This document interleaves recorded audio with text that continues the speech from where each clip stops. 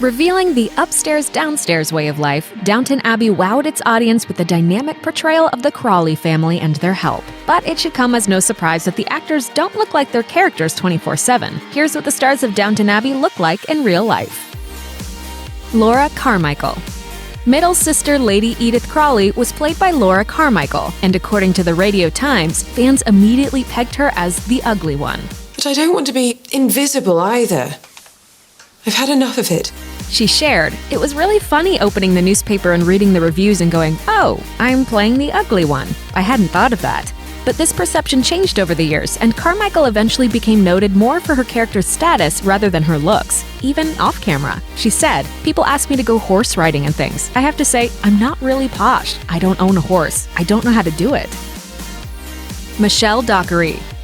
The actress who played Lady Mary Crawley has a similar real-life look to her character. Carmichael told the Radio Times about fans' obsession with Michelle Dockery's role, saying, "I've watched people talk to Michelle like she's the queen. She's Lady Mary." Since the series finale, Dockery's taken on a very different role in the show Good Behavior. Comparing her new character to Lady Mary, Dockery told Vanity Fair, "They are very different, and I think it may shock some people, and that's all right. I don't mind shocking people." You came. To be honest, I wasn't completely sure you would. I'm glad to hear it. I should hate to be predictable. Hugh Bonneville. Thanks to his character, Robert Crawley, Bonneville will most likely be the Lord of Downton Abbey for the rest of his life. You make it sound very serious. Since the show's end, he has continued to act, but tells ET Online, "I'm enjoying semi-retirement, staring at my garden. I just look for characters and stories that are entertaining and quirky to fill the gap between now and the grave." Nothing's the matter. What should be the matter?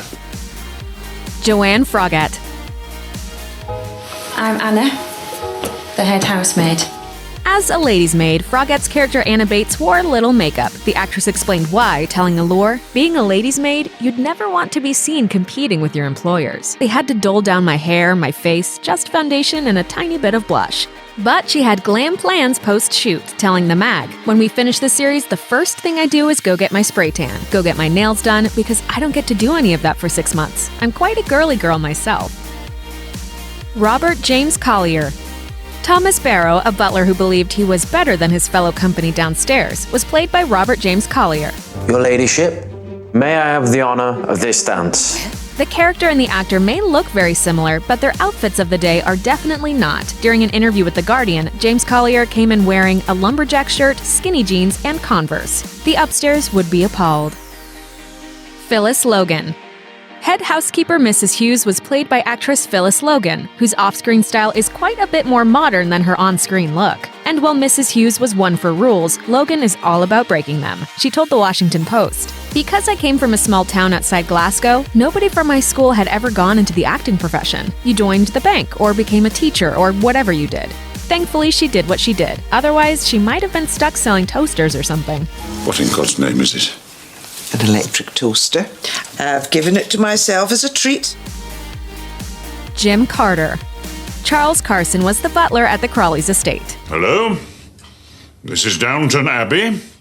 Carson the butler speaking. And while actor Jim Carter may not wear his hair slicked back like he did on the show, he's easily spotted as the fan-favorite character. He told The Telegraph, "I get recognized quite a lot. I mean, walking over Westminster Bridge from the south side to the north side, a Chilean family who didn't speak any English, an Indian family, and a French family in the space of 150 yards. That was fairly amazing." Elizabeth McGovern. The lady of the house, Countess Cora Crawley, was portrayed by Elizabeth McGovern. And aside from the period-theme outfits, McGovern's on- and off-screen looks don't differ much. Is there any aspect of the present day that you can accept without resistance?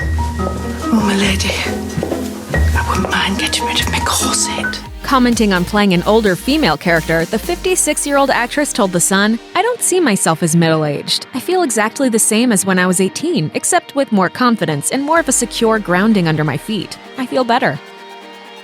Sophie McShera.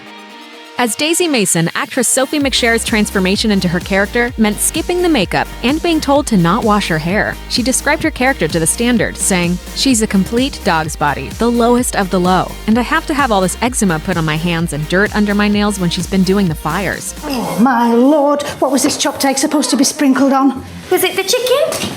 It was. Take it upstairs now. And for heaven's sake, get a move on, girl. However, McShera puts a positive spin on her looks, saying, "I'd hate to be really beautiful on telly and then have everyone go, it's all makeup and lighting." Lesley Nicol. Actress Lesley Nicol played the ultimate kitchen boss, Mrs. Patmore, and while the cook of the house would never be found in makeup, Nicol herself shines on the red carpet. Though being stuck in a kitchen all day isn't glamorous living, Nicol wouldn't have it any other way. She told Parade, "I wouldn't swap her for the world." Is there anything I can do? Because I've never felt more relieved in all my life. Brendan Coyle. Another dead ringer for his character, Brendan Coyle will always beat John Bates to fans. But be aware, nothing is over. And nothing is done with. The actor has since gone on to many roles, mainly in film, including the adaptation of the book Me Before You in 2016. Maggie Smith. Dame Maggie Smith so completely became her character that she's essentially Violet Crawley herself. I'm so looking forward to seeing your mother again. When I'm with her, I'm reminded of the virtues of the English. But isn't she American? Exactly. But she doesn't share everything with the Dowager Countess. While Crawley is stone-faced, Smith is warm and congenial, and candid, revealing to CBS just how much she hated her character's corset. I did cheat a bit because I promised that if I sat up, bolt upright, I would look as though I were wearing corsets. Lily James. Budding superstar Lily James saw her career take off once she landed the role of Lady Rose McClare. You mustn't be so self-conscious. A black singer with the daughter of a marquis in a North Yorkshire town? Why should we attract any attention? Well, that's their problem. It doesn't have to be us. The actress has since hit the big screen in films like 2015's Cinderella and 2017's Baby Driver, and James' ability to physically disappear into her roles means she's not always instantly recognizable off screen. She told The Independent, "I look quite different on camera to how I look in the flesh. Some people have such unique faces or such a strong look that you can't help but notice them. I don't think I'm really like that." Dan Stevens. Actor Dan Stevens famously left Downton Abbey in a blaze of glory when his character Matthew Crawley met an untimely end back in 2012. But you can't leave Downton. I can't stay. Not now.